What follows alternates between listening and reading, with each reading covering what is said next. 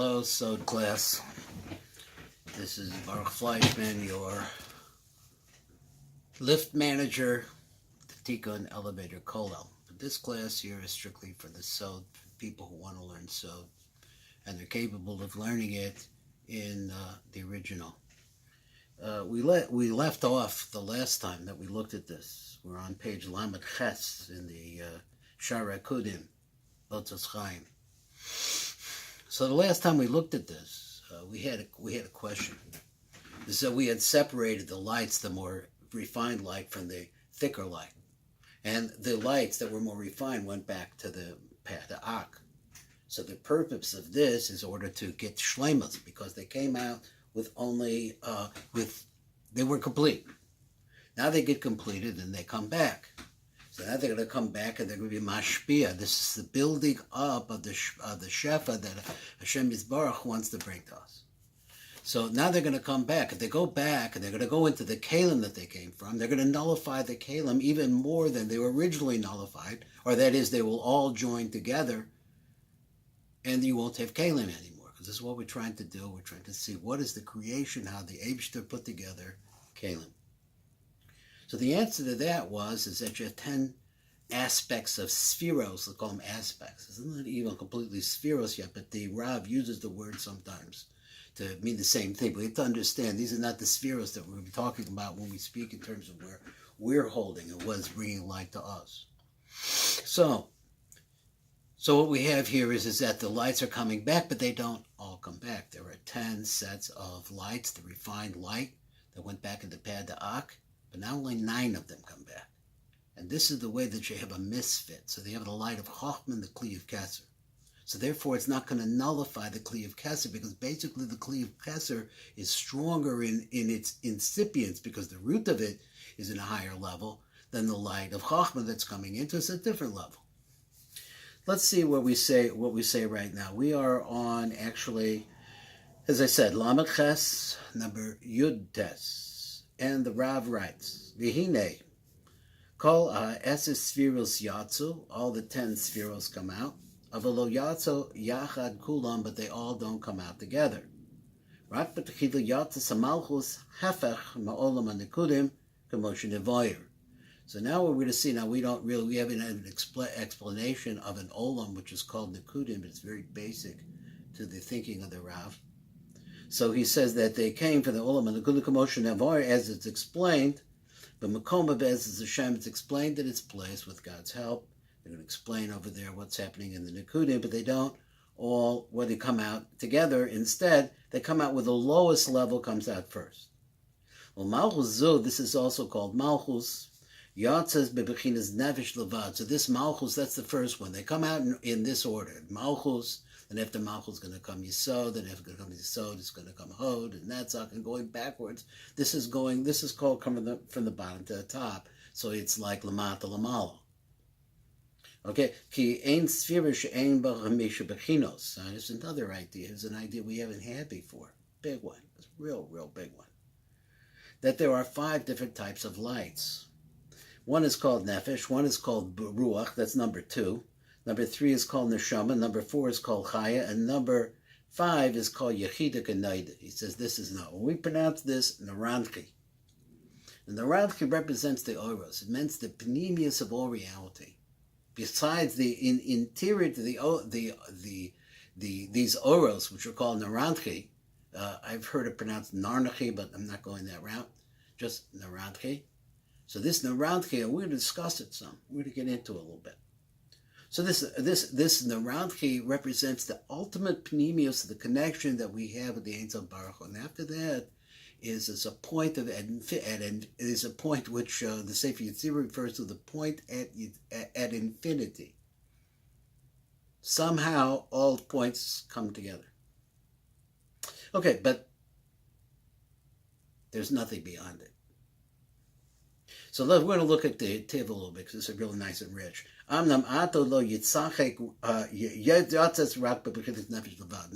if you have 5 different levels, again, there are Nefesh, Ruach, Neshama, Chai, Yechida. as looking like through a prism. I think we talked about this a little bit the last time. It looked like through a prism. There's actually look like one light coming in, but the fact of the matter is there are different intensities of this light. And the more physical the light is called nefesh. The most physical the light is called nefesh.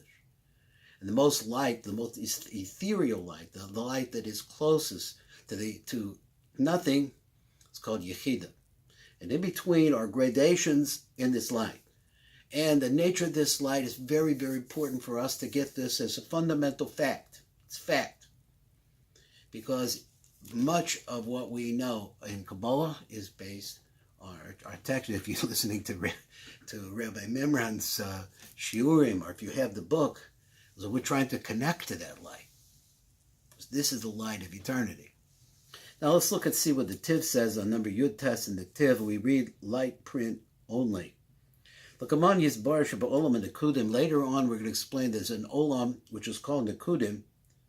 In that case, Keser came out first. It was Keser, Chochma, Bina, like that. First Keser came out, then after that came Chochma, then after that came Bina, etc., all the way down to the bottom. And that was the pattern. That's a pattern there. And that the last sphere to come out or to present itself, and we'll learn all about that, God willing. The last sphere that comes out, is the lowest in all of them. That's going to be Malchus. It's going to be the last one to come. But we look over here, we see the Olam Akudim, haakudim, who it's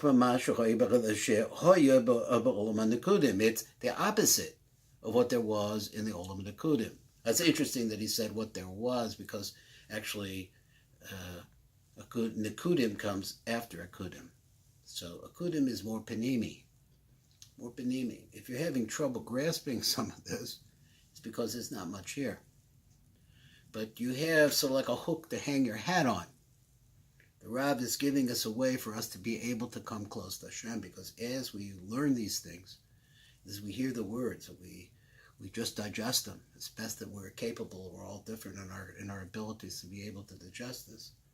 We're actually creating the paths by that itself of bringing the rays of the Ein Sof Baruch Hu into this world, this low, dim, dirty world.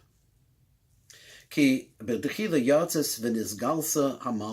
the first thing that comes out of the pad, the Ak, as that we're going to start to see, is going to be Malchus. Then comes Yisod, until the final one to come out is Keser. But you have to know the Hine calls Svira Kalula Mechamesh Bechinos Pratios Shehem. Now he's got to spell it out again. Every Sphira, so we'll start a little bit like Sphira, and I started to use the word Sphira, right? So, which is a vessel of some sort. In this way that we're looking at it is only light. But it's a vessel. Remember, we have now a concept of thicker lights and thinner lights. So he says, Bechinos Pratio Shehem, so that it comes for there's five different Bechinos of this light. It's called Nefesh, Ruach, Neshama, Chaim, Yechida. Don't forget this. Narantchi. Old Sark Ladaski, Chamesh is a Partsufim, so now you have to know like this. The five Partsufim, what's the names of the five Partsufim? They're Arich, Abba, Ima, Za, Benukve, and his female counterpart. Other places, sure, particularly in Shaar Arich, which refers to Erkapayim, Shaar Arich, there's other ways of counting. There are always other ways of counting. It depends on what we're talking about or what we want to lay out, because the world is multi-leveled. It's more levels than we're able to see with our 3D vision. So they're also, every single one of the spheros has an narantchi. The Heinische parts of the Malchus, let's take this parts of, that's a parts of called Malchus. Nefesh the klalos. It's in the general, in the whole panoply of Partsufim, this is the Nefesh one. So it's the bottom one is going to be the Nefesh. The parts of Azah, who's the parts of Azah? Is Bebechinas Ruach the klalos. And remember this because it's important to, if you have to listen to this a few times, it's important to hear it. That you have to understand that these many, many different correspondences that we have, until we get to Yechida, which is a correspondence really not too easy to make. Parts of Ima. Ima, what's the parts of called Ima? Who bechinas neshama the klalos. So you have the word neshama goes with the concept of the parts of Ima. Parts of Abba was bechinas achaya the klalos. So this is called the chaya. Abba also is known as chachma. Ima is also known as bina. So these have different names depending on what we're talking about, but we want to understand that panemic to them, inside of them is light. And the light has different qualities and gradations in it. Parts of Arich, Huba Bechinas Yechida, the klalos. So he said, V'kol echad min partzufim, each one of these partzufim, halalu, gam hu kol bechamesh bechinas narantki pratia. So let's say like they take Malchus. Malchus is the general, if we look at all of them together as a group, that's what it means, beklalos. This is group. We take all of these spheros as a group, and we're just talking about them as a 5. So there's 5 of them. All of these 5 have or inside of them. The basic or that's inside of Malchus is the or of Nefesh, because they go together. So the basic or that's inside is Nefesh, but here's a little bit of understanding, is to understand what it is. The depth that we have to deal with here is because inside of the Nefesh is an Arantchi also. There's a Chaya, Yechida. There's a Nefesh. Let's go in order. There's a nefesh, a ruach, a neshama, a chay, and yechida in nefesh. And if you go to ruach, then you're going to see that there's going to be a narantchi in ruach, and there's going to be a rantchi in neshama, and there's going to be a rantchi in each one, because all of them are levels within levels, lights within lights, Ein Sof inside of Ein Sof. Like the Rab said in a different place. So this thing could be compared to a child when it's born. So now he wants to try to explain, I think that the Tiv wants to try to explain a little bit about what nefesh. So this little concept a little bit here about nefesh.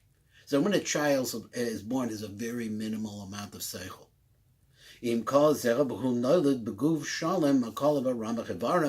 But even so, the child is born, it's a little baby.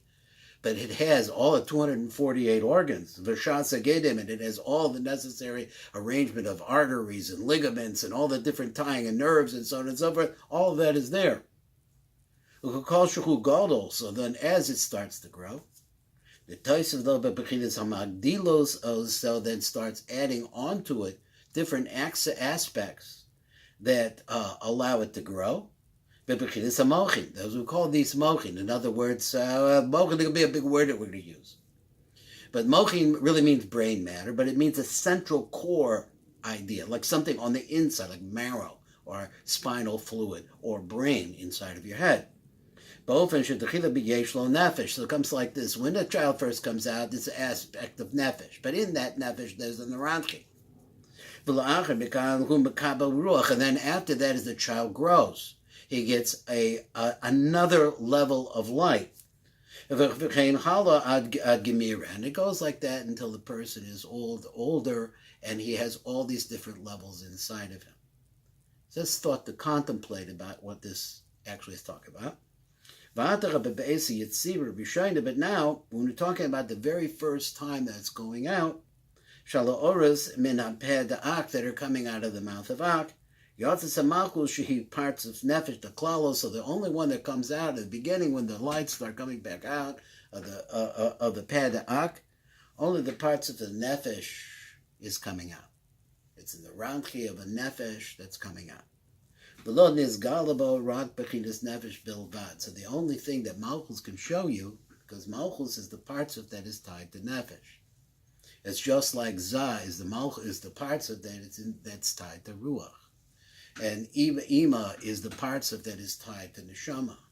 And Abba is the parts of that's tied to chaya. And the Yechida, it's tied to Keser, but Keser is different dimension. Point of infinity in relationship to what is down below it. Below Nisgalach and Meno call on the Rantchi Shalom. But there, you don't see all of its Narantchi either. So